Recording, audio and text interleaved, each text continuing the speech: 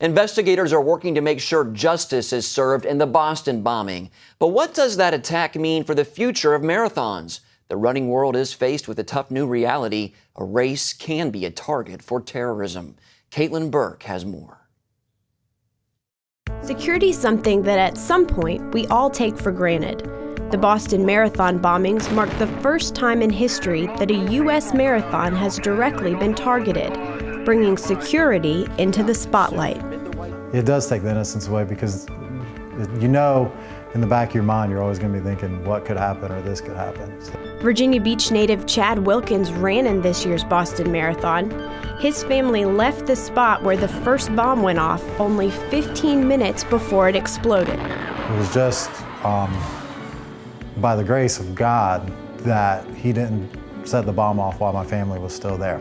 As the running community continues to process the bombings, race organizers are working on ways to improve security, determined to help their runners feel safe again.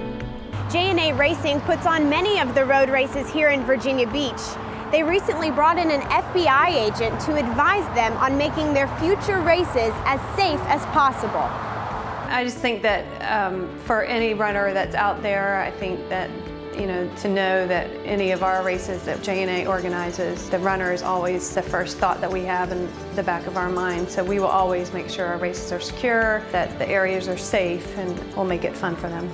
Some of those increased safety measures will include more police presence at the end of the race, a more secure bag checking policy, and surveillance cameras set up along the course and at the finish.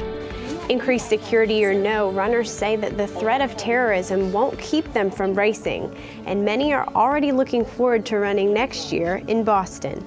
Running is sort of a foundation or bedrock in our lives. It's what we do. Running isn't just sort of a sport, it becomes a lifestyle for a lot of people.